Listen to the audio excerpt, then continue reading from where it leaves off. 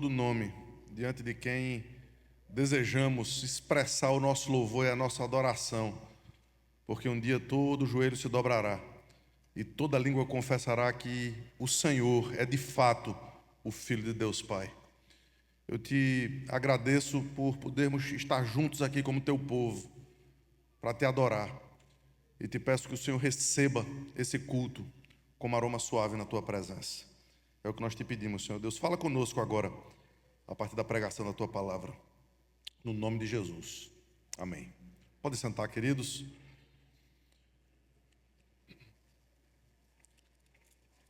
Eu vou fazer a leitura do texto, que hoje se encontra em Lucas capítulo 6, versículo 37 até o versículo 42. A gente, para aqueles que nos visitam, nós estamos numa série de pregações nas parábolas de Jesus no livro de Lucas. Nós estamos nessa série e eu queria então ler esse texto que traz pelo menos duas parábolas aqui. Lucas 6,37, essa é a palavra do Senhor. Não julgueis e não sereis julgados. Não condeneis e não sereis condenados. Perdoai e sereis perdoados. Dai e dar-se-vos-á. Boa medida, recalcada, sacudida, transbordante, generosamente vos darão, porque com a medida que tiverdes medido, vos medirão também. Com a medida que tiverdes medido, vos medirão também. Propôs-lhe também uma parábola. Pode porventura um cego guiar outro cego? Não cairão ambos no barranco? O discípulo não está acima do seu mestre. Todo aquele, porém, que for bem instruído será como seu mestre. Por que vês tu o argueiro no olho do teu irmão, porém não reparas na trave que está no teu próprio? Como poderás dizer a teu irmão: deixa, irmão, que eu tire o argueiro do teu olho, não vendo tu mesmo a trave que está no teu? Hipócrita, tira primeiro a trave do teu olho, então verás claramente para tirar o argueiro que está no olho do teu irmão. Até aqui a leitura da palavra do Senhor. Eu queria chamar as crianças aqui à frente.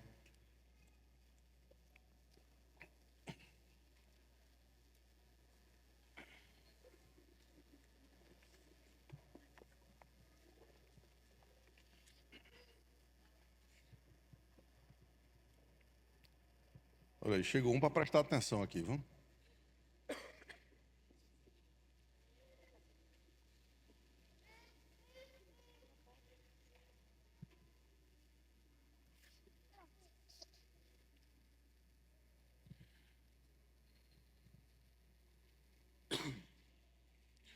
Bom dia, gente.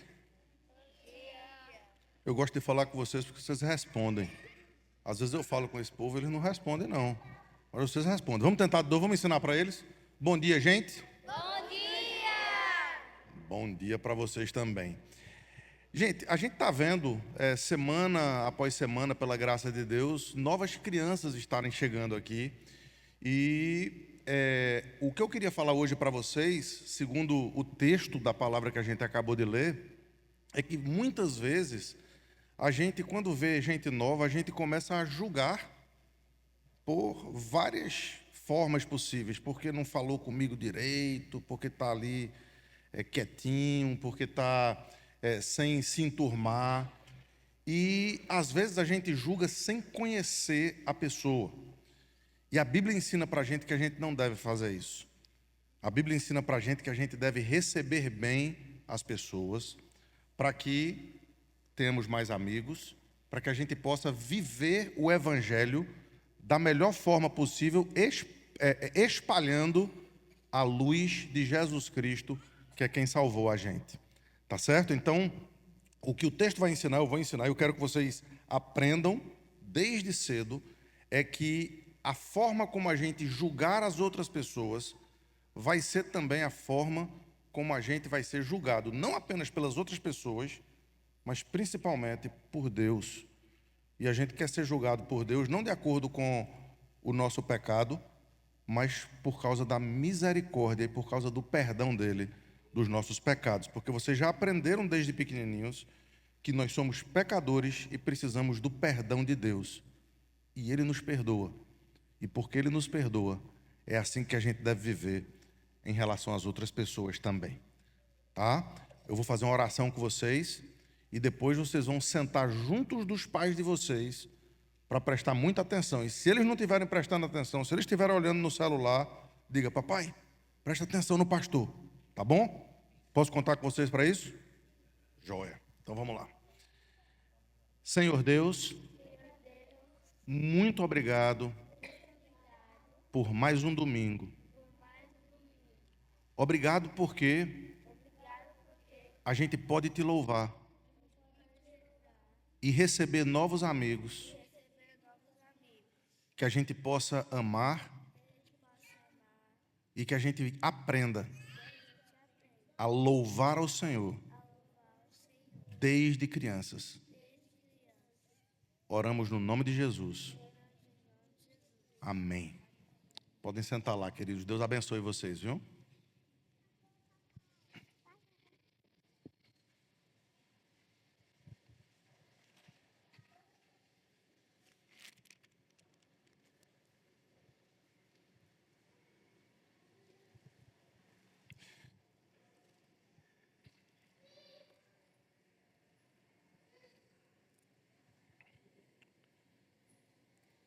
Esse texto, ele mostra para a gente que a diferença entre o padrão de Jesus e o nosso é grande demais. Se você olhar o início do capítulo 6 de Lucas, você vai perceber algo completamente diferente daquilo que a gente ouve em muitos púlpitos hoje em dia. A gente ouve que temos que nos aproximar de pessoas boas, de pessoas melhores do que nós, de pessoas que de alguma forma tenha alguma coisa a nos oferecer. Não existe mais sequer a dificuldade de afirmar que as amizades, que os relacionamentos, eles são uma moeda de troca. Se alguém não tem o que me oferecer, esse alguém não deve ser meu amigo, eu não devo sequer me aproximar dele. E isso com o julgamento dos nossos próprios olhos. E isso a partir do julgamento das nossas próprias ações e pensamentos. Nós gostamos de ouvir essas coisas por quê? Porque de fato é tentador no coração da gente apenas nos aproximarmos de quem pode nos oferecer alguma coisa. Mas Jesus, ele, antes de dizer essas palavras, ele no texto escolhe os seus discípulos.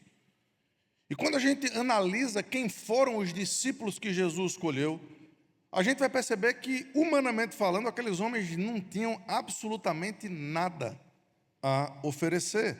Veja aí nos versículos 12 até o versículo 16, esses nomes são trazidos.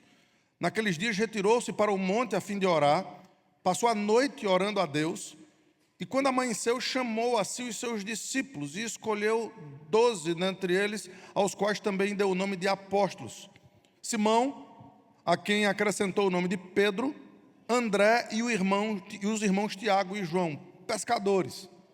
A gente vê no livro de Mateus e no livro de Marcos que eram homens que tudo que tinham era um barco, uma rede, e deixaram tudo para trás para seguir a Jesus. Simão, a quem acrescentou o nome de Pedro, André, irmão, Tiago, Bartolomeu. Mateus, que era um coletor de impostos, a gente já viu isso na última mensagem, um homem que não era bem quisto, não era bem visto pela sociedade, era alguém que cobrava juros das pessoas. Tomé, a gente mais na frente vai aprender que ele era um homem cheio de dúvidas, era um homem que precisava ver para poder crer.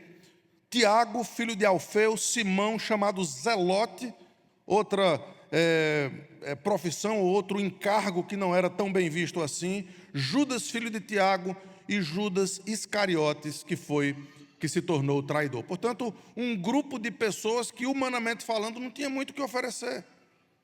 Entretanto, foi esse grupo que Jesus disse: eu quero vocês caminhando comigo. E por 3 anos, Jesus investiu tempo naqueles homens para poder ensinar coisas absolutamente diferentes daquilo que os seus ouvidos e daquilo que os seus corações desejavam. E parte desse ensinamento é escolhido por Lucas aqui nesse contexto. Você gosta de estar junto de gente rica ou de gente pobre? Veja o versículo 20. O versículo 20 diz assim: então, olhando para eles, para os seus discípulos, disse: bem-aventurados vós os pobres, porque vosso é o reino do céu. Agora veja o versículo 24. Mas ai de vós os ricos, porque tendes a vossa consolação. Ou seja, se o seu coração está no dinheiro, essa é a sua consolação e nada mais. Então perceba que no reino de Cristo, essas coisas elas passam a ser completamente efêmeras, banais. Depois aí no início do versículo 21, o versículo diz assim: bem-aventurados vós os que agora tendes fome, porque sereis fartos. No versículo 25, ai de vós os que agora estáis fartos, porque vireis a ter fome. Perceba que há um contraste entre o reino de Deus e o pensamento do reino do mundo. Versículo 21 ainda, segunda parte. O versículo diz: bem-aventurados vós os que agora chorais, porque haveis de rir. E o versículo 25, ai de vós os que agora rides, porque haveis de lamentar e chorar. E assim sucessivamente, ele vai nos ensinando que o padrão desse mundo não é necessariamente a fonte de conforto e de consolo que nós devemos buscar. Em nenhum momento os textos bíblicos vão dizer que comida, que dinheiro, que o riso são coisas ruins. Entretanto, quando nós colocamos o nosso coração e a nossa fonte de prazer, de alegria, de conforto nessas coisas que são banais e passageiras, tudo o que nós vamos ter é aquilo que essas coisas podem nos oferecer.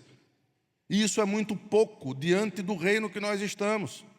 Nós estamos diante de um reino eterno e colocamos o nosso coração num reino humano. Nós estamos diante de um reino absoluto e colocamos o nosso coração em coisas que são efêmeras e passageiras. E Jesus então chama esses discípulos para lhes ensinar que o pensamento daquele que faz parte do reino de Cristo deve ser completamente transformado. Note, queridos, que Jesus vai quebrando todos os padrões sociais, inclusive os religiosos, até mesmo os padrões de justiça e de amor próprio que a gente tanto ouve por aí. Veja aí a partir do versículo 27. Digo-vos, porém, a vós outros que me ouvis, amai os vossos inimigos, fazei o bem aos que vos odeiam, bendizei aos que vos maldizem, orai pelos que vos caluniam. Queridos, o que Jesus está ensinando aqui não é nada fácil de ser feito, não. O que Jesus está ensinando aqui são padrões que não fazem parte do nosso desejo. Quando alguém faz alguma coisa ruim contra a gente quer pagar de volta o mal que aquela pessoa nos fez. Quando alguém fala mal da gente, o desejo do nosso coração é falar mal de volta daquela pessoa. Por quê? Porque ela de alguma forma nos atingiu. E Jesus está ensinando um padrão completamente oposto. Orar por quem faz tanta coisa má contra mim. Ele vai adiante. Ao que bate numa face, oferece-lhe também a outra. Ao que tira a tua capa, deixa-lhe levar também a túnica. Dá a todo o que te pede. Se alguém levar o que é teu, não entres em demanda. Totalmente diferente da nossa postura natural diante das injustiças que porventura sofremos aqui nesse mundo. Versículo 31. Como quereis que os outros vos façam, assim fazei vós também a eles. E aqui está a chave que vai ser utilizada por Jesus nesse outro assunto que ele vai trazer. Nós precisamos começar a agir em relação à nossa vida, em relação aos outros, da forma como nós desejamos que as pessoas ajam conosco. E via de regra, as cartas de Paulo ajudam a gente a entender isso. A gente parte para os nossos relacionamentos como se nós fôssemos superiores, como se nós fôssemos melhores, como se o nosso julgamento fosse perfeito. E muitas vezes nós julgamos os outros com uma régua completamente diferente daquela com a qual nós julgamos a nós mesmos. Ou julgamos as pessoas que não gostamos com a régua diferente daquela com a qual a gente julga as pessoas que nós gostamos. E todas as vezes que a gente faz isso, essa mistura, ela traz um peso que muitas vezes a gente não precisa carregar. E a pergunta, queridos, é: que tipo de mensagem você gosta de ouvir? Que tipo de mestre você procura? É aqueles que dizem aquilo que faz coceiras nos seus ouvidos? Ou são aqueles que de fato expõem a palavra de Cristo? Como você julga os mestres? Como você julga você mesmo? Como você julga as outras pessoas? Queridos, como um pano de fundo da misericórdia, Jesus vai apresentar 4 imperativos aqui nos versículos 37 e 38. Esse é o texto que a gente começa a mensagem dessa manhã. E esses 4 imperativos aqui, eles são: não julgueis, não condeneis, perdoai e dai. Esses são os padrões do reino. Essa aqui é a ideia que é trazida pelo Senhor Jesus para como devem ser os nossos relacionamentos interpessoais. Deixa eu ler os versículos 37 e 38. Não julgueis. E agora, para trazer uma parábola que explica coisas espirituais, e esse é o conceito de parábola. Às vezes ele traz uma história, e essa história que mostra coisas naturais e corriqueiras do dia a dia, ensina princípios espirituais. Então, diante dessas palavras aqui, está ensinando o Rei da Glória, o Senhor dos Senhores. Aquele que não está simplesmente com a aptidão e com o controle dos nossos relacionamentos interpessoais aqui e agora, mas aquele que vive e reina, aquele que tem todas as coisas descobertas e patentes diante dos seus olhos. Aquele que, a partir da sua palavra de poder, domina, a partir do trono do universo, todas as coisas, passado, presente e futuro. E é Ele que diz: não julgueis e não sereis julgados. Perceba que Ele ainda não tocou no pecado. Ele ainda não tocou na forma como nós agimos. Ele vai fazer isso em outros textos da Escritura. Mas ele está ensinando um padrão natural do novo reino que nós fazemos parte. As parábolas são importantes, queridos, porque falam para mim e para vocês, vivendo nesse reino terreno, como deve ser o nosso pensamento, já que a gente faz parte de um reino que não é daqui. Já que a gente faz parte de um reino que é absoluto, perfeito, inaudito, imortal. De um reino que é perfeito. E nós precisamos ler esse reino a partir dos óculos da nossa imperfeição. É aquele que pode julgar e condenar, que observa os nossos próprios atos e diz: não julgueis e não sereis julgados, não condeneis e não sereis condenados. Como é que isso é possível? A gente lida com injustiça todo dia. A gente lida com pessoas más. Todas as semanas que a gente sai desse lugar, a gente vai lidar no nosso trabalho, no nosso dia a dia, com pessoas que nos ferem, que nos fazem o mal. Como é que a gente pode aplicar isso aqui? O terceiro imperativo é esse: perdoai e sereis perdoados. E aqui é um princípio, queridos, que Jesus não ensina apenas aqui. Eu sei que isso não é gostoso de ouvir. Eu sei que isso não são coceiras para os nossos ouvidos. Mas quando Jesus nos ensina a orar, Ele faz um comentário apenas sobre aquela oração. Deixa eu dizer um negócio. Tem uma universidade, alguns aqui devem conhecer, lá na Carolina do Sul, chamada Bob Jones. Uma universidade grande, gigante, irmãos batistas ali. E eles têm a maior biblioteca que eu já vi na minha vida. Eu estudava num seminário em Greenville e ia estudar na biblioteca do Bob Jones. E uma vez eu precisei de um comentário no Sermão do Monte para fazer um trabalho para o seminário. E eles me mandaram para uma sessão. 4 corredores, só de comentários sobre a oração do Senhor. Sobre a oração do Senhor. Eu digo, rapaz, é muito comentário sobre uma oração apenas. 4 corredores. Mas, biblicamente falando, Jesus faz apenas um comentário sobre essa oração. E qual é? Está lá em Mateus, capítulo 6. Quando ele ensina a oração, ele diz, Pai nosso que estás nos céus, santificado seja o teu nome, venha o teu reino, seja feita a tua vontade, assim na terra como nos céus. O pão nosso de cada dia dai-nos hoje, perdoa as nossas dívidas, assim como nós perdoamos aos nossos devedores. Não nos deixes cair em tentação, mas livra-nos do mal, porque teu é o poder, a glória e o reino para sempre. Amém.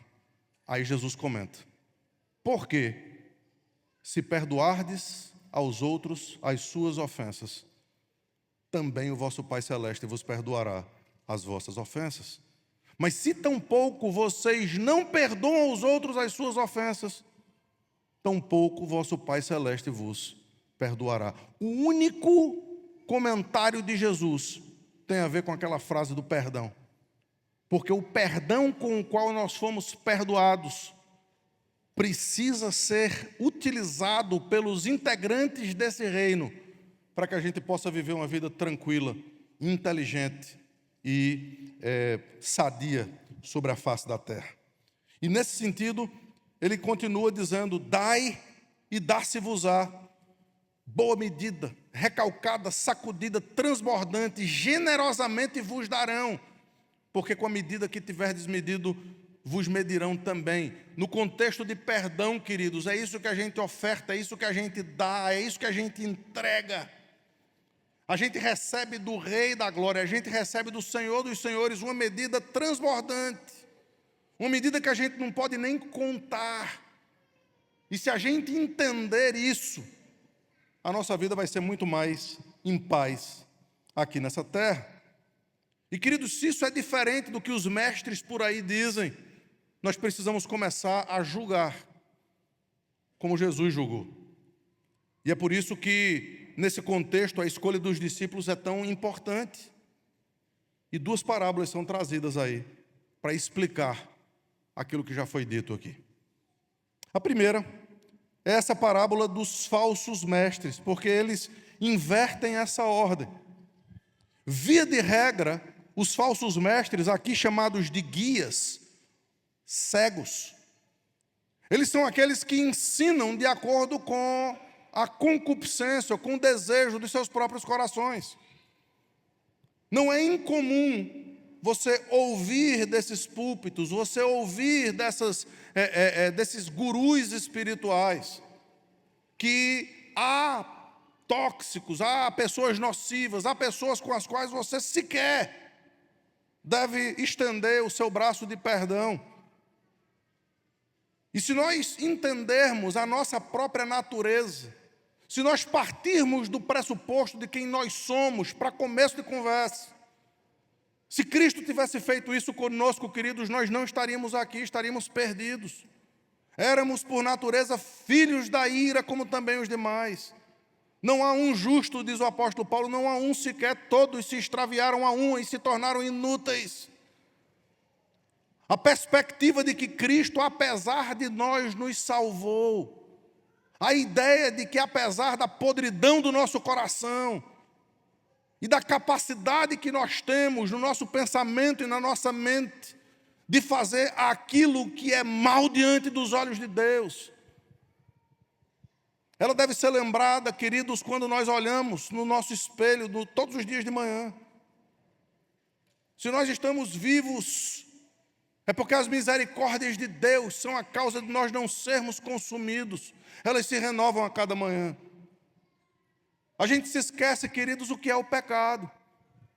O pecado é algo tão nocivo, tão nojento, tão desgraçado diante dos olhos de Deus, que Ele teve que se esvaziar da sua glória para poder pagar o preço naquela cruz maldita, como nós cantamos aqui, para que gente como eu e como vocês pudessem agora andar em novidade de vida.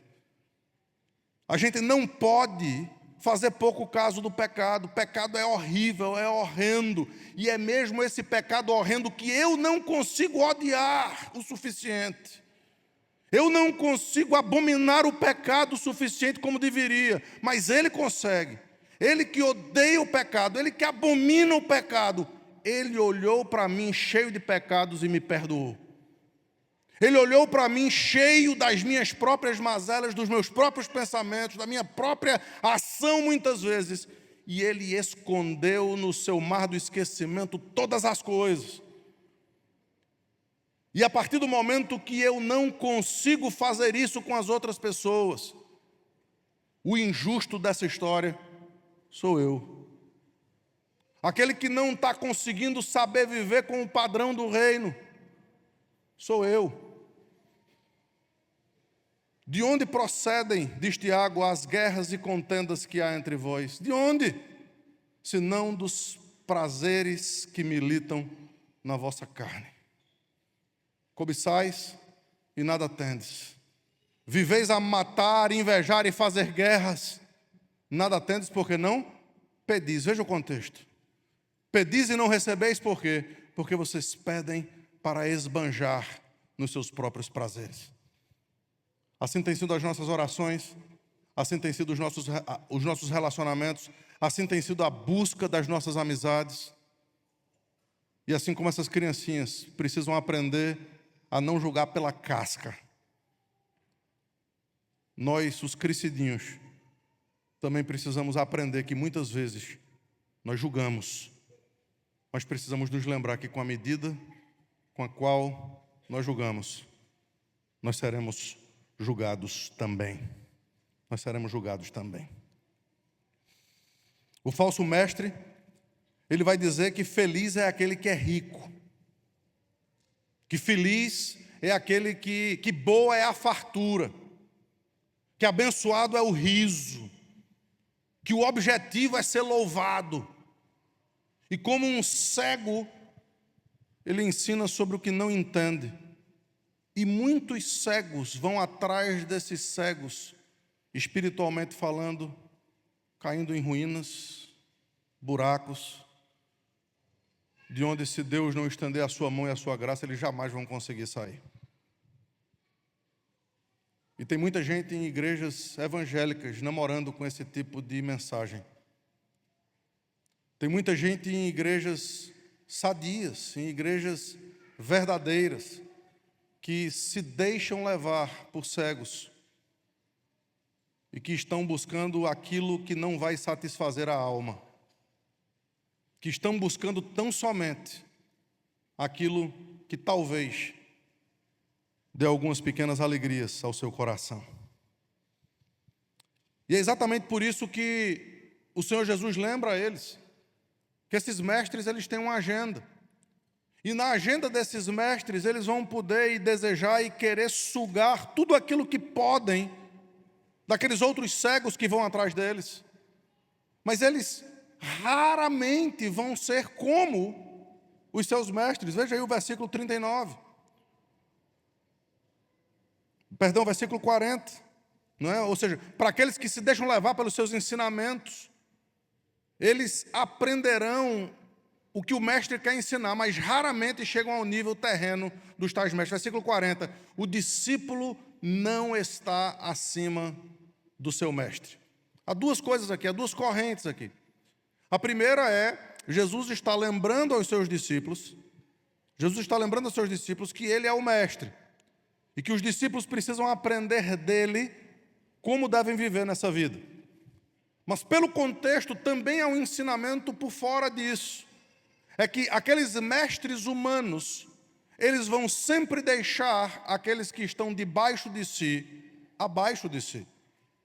Eles jamais vão permitir que se pareçam demais com eles, porque pelo desejo que eles vão ter sempre de lucrar, de ter, de possuir. Portanto, nessa perspectiva, alguns poucos se sobressaem. Alguns poucos são brilhantes. Alguns alunos ou alguns discípulos, eles são tão perspicazes e tão bons e tão extraordinários, que eles atingirão o posto de novo mestre. O versículo 40 termina dizendo isso: todo aquele, porém, que for bem instruído, será como seu mestre. Mas como cegos, eles continuarão a levar outros cegos ao barranco do inferno. E mais uma vez, a mesma duplicidade a gente pode ver aqui. Se humanamente falando, nós entendemos que o ensinar e aprender aquelas coisas que trazem apenas a cegueira, e a próxima parábola vai falar sobre isso, vai fazer com que muitos sejam levados num caminho errado. O reino do Senhor Jesus é diferente. É diferente porque o nosso mestre, ele desceu ao nosso encontro. Ele se esvaziou, ao invés de ficar no posto mais alto, ele se esvaziou da sua glória para aparecer um de nós, para poder nos levar para o posto em que ele deseja que estejamos e nos fazer iguais a ele. O objetivo dos crentes, o apóstolo Paulo diz isso, é ser como o seu mestre, é ser como Cristo. Paulo diz aos Gálatas, até que o caráter de Cristo seja provado, seja feito, seja visto em vocês. Nós temos um mestre que não requer de nós, mas temos um mestre que nos dá, que se entrega. Nós temos um mestre que nos ensina a partir da sua própria experiência. Tiago capítulo 3 nos ensina que nós não devemos muitos ser mestres, porque os mestres receberão o juízo dobrado. E o juízo do mestre Jesus não foi simplesmente dobrado, mas ele recebeu toda a ira de Deus para poder ensinar aos seus discípulos, pecadores como nós, o significado das parábolas que ele está contando aqui. É por isso que em segundo e último lugar aqui nesse texto, ele vai falar sobre os religiosos que muitas vezes julgam pela justiça humana somente. E ao julgar pela justiça humana, tudo que eles conseguem é escancarar a hipocrisia. E eu e vocês temos que tomar muito cuidado, queridos, porque nós somos afeitos à mesma coisa também. É muito fácil para a gente falar dos outros. É muito fácil para a gente falar do que os outros fazem de errado. Mas a melhor forma da gente ler a Bíblia é contra a gente mesmo. Porque aí a gente cresce. Aí a gente aprende. E aprender intelectualmente é um passo extremamente importante. Mas não é tudo. Intelectualmente falando, nós podemos ser os novos João Calvino dos nossos dias. Nós podemos conhecer todos os símbolos de fé, todos os pontos doutrinários. Nós podemos conhecer de uma forma muito profunda todos os caminhos de Deus. Mas se aquilo que está nos nossos lábios e na nossa mente não descer ao nosso coração e não atingir o nosso dia a dia, não mudar o nosso procedimento e o nosso caráter, de nada vale. Melhor era se nem soubéssemos. Melhor seria se jamais tivéssemos ouvido o Evangelho. Se ouvindo o Evangelho, nós continuamos vivendo como se ele não fizesse nenhuma diferença na nossa vida. Ainda, queridos, na pegada de ouvir o que deseja o coração, nós somos muito afeitos a julgar de forma temerária. Esse é o assunto que Jesus começou aqui no versículo 37. Não julgueis e não sereis julgados, não condeneis e não sereis condenados. Jesus não está condenando o julgamento, preste atenção nisso aqui. Pelo contrário, em vários outros textos da Escritura, nos é dito a julgar. O que a gente não pode é julgar errado. O que a gente não pode é julgar pela nossa própria regra. E via de regra, o nosso julgamento é árduo, é demasiadamente justo. E eu estou usando aqui a expressão de Salomão em Eclesiastes. A gente passou por esse texto aqui. Não sejas demasiadamente justo. Por quê? Porque nós somos muito rapidamente demasiadamente justos com os outros. Se alguém pisar no meu pé, meu amigo, esse não se veja, não chega na minha frente, não. Por quê? porque a minha justiça é pagar de volta.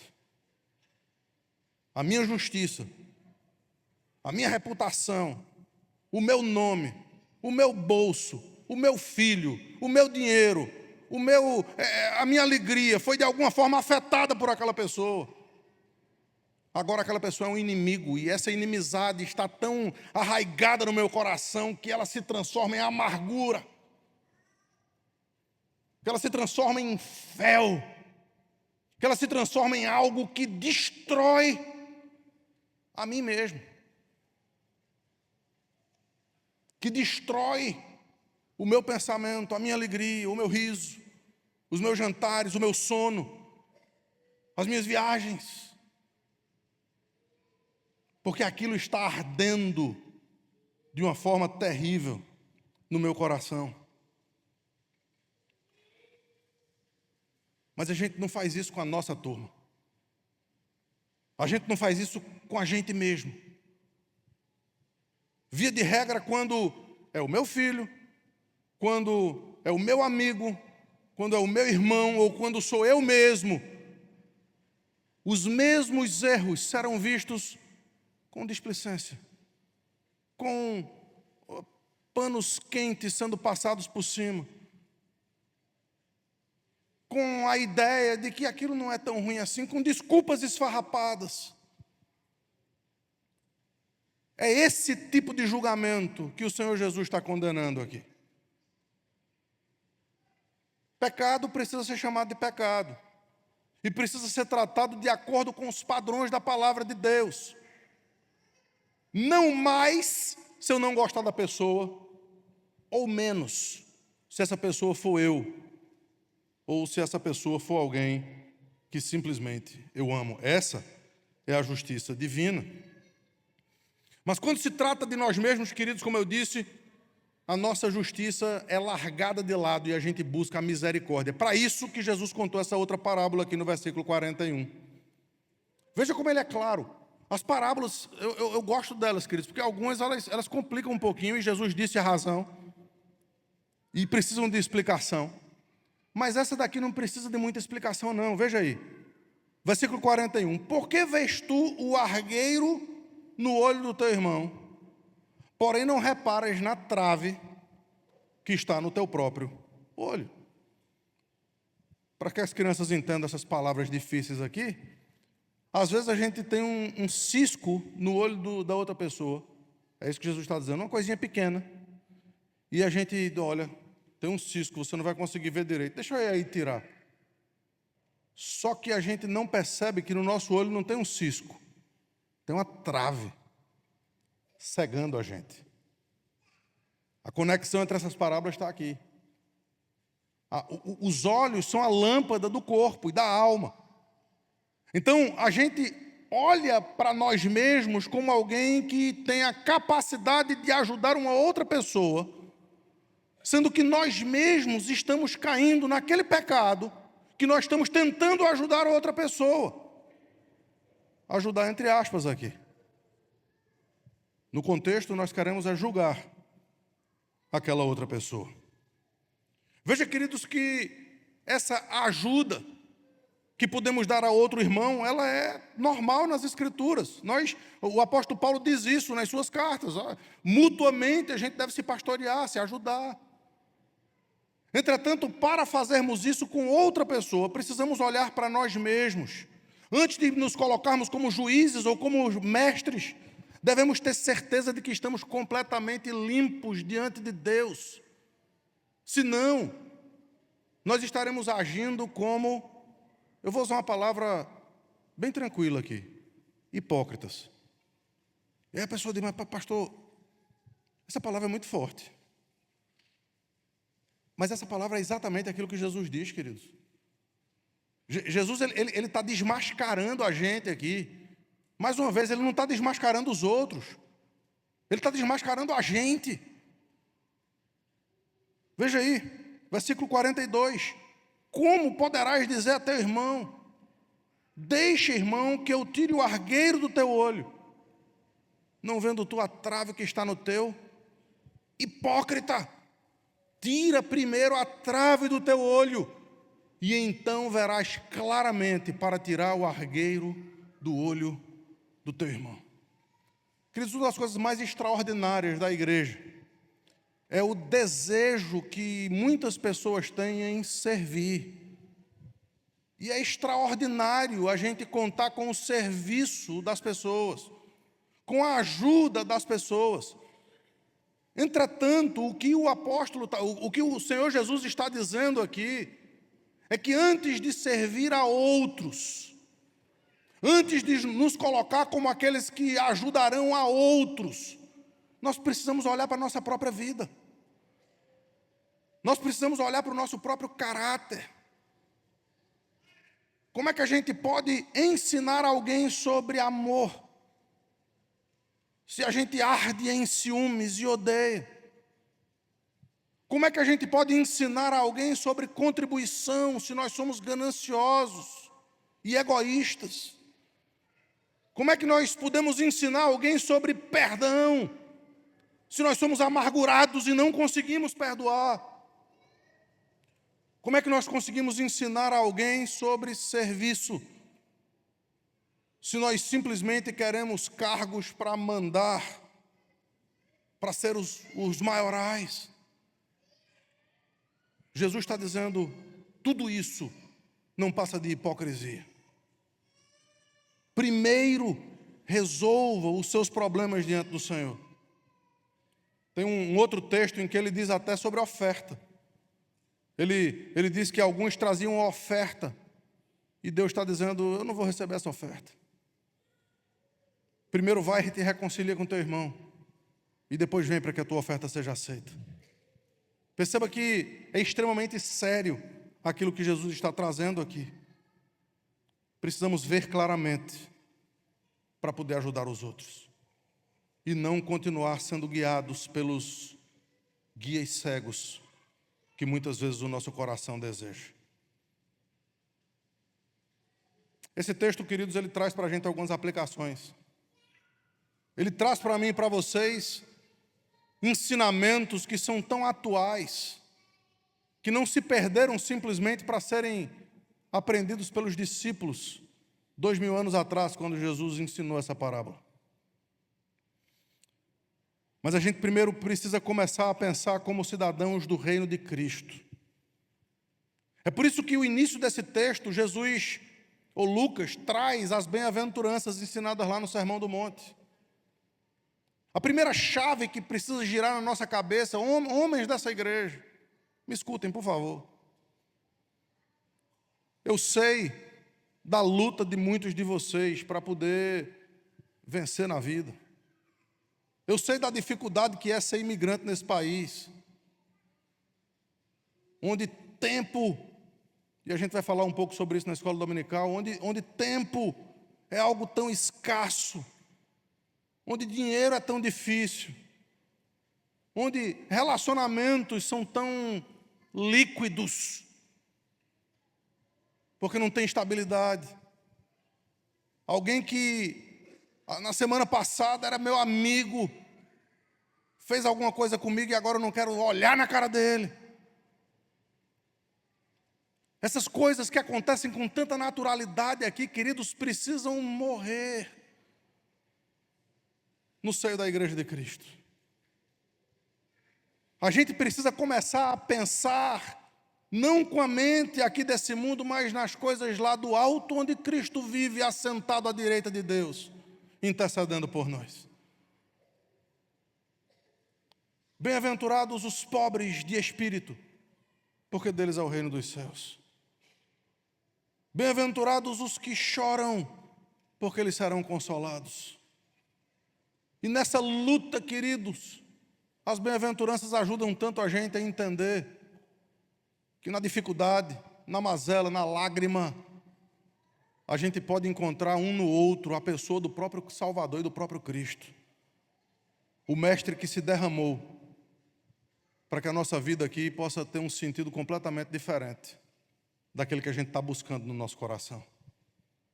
Pensem, primeira coisa, pensem como cidadãos do reino de Cristo e não como cidadãos desse mundo. Comecem a julgar. aquilo que vocês ouvem. Uma das coisas mais difíceis, queridos, de tentar pregar a verdadeira palavra é que a gente tem 1 hora aqui no domingo de manhã. Mas esse negócio coloca vocês diante de tanto lixo, diante de tantas asneiras, de tanta cegueira. Veja, aqui a gente não é uma seita, irmãos. Aqui você tem liberdade de ver, de ouvir, de ler, quem você quiser. Aqui você tem liberdade, por quê? Porque essa liberdade foi comprada por Cristo por um preço alto demais, para como seitas a gente tirar isso de vocês. Mas é exatamente porque vocês têm essa liberdade que vocês precisam julgar. Julgar o que ouvem. Julgar a palavra, julgar os espíritos, para ver se eles procedem de Deus, diz o apóstolo João. Cuidado com os falsos mestres e com os falsos profetas, é o que diz o Senhor Jesus e o próprio apóstolo, porque eles se travestem como ovelhas, mas eles por dentro são lobos roubadores. Pelos seus frutos os conhecereis. Julguem a palavra que vocês ouvem. Rejeitem os mestres cegos que levarão você para a ruína e para o buraco espiritual. Tem muita coisa boa para ser ouvida por aí. Em relação aos outros, queridos, e você mesmo, julgue os outros com misericórdia. Julgue os outros como você deseja ser julgado por Cristo. Julgue os outros com a compreensão de que muitas vezes você precisa de perdão.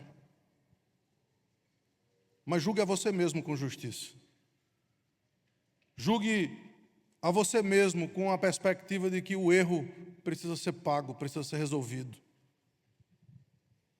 Não olhe para os seus erros e traga simplesmente desculpas esfarrapadas. Isso vale para amizades, isso vale para casais, isso vale para pais e filhos, isso vale para relacionamentos no trabalho.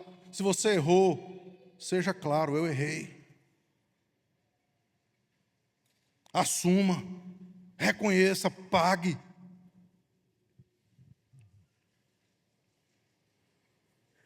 Lute contra o orgulho.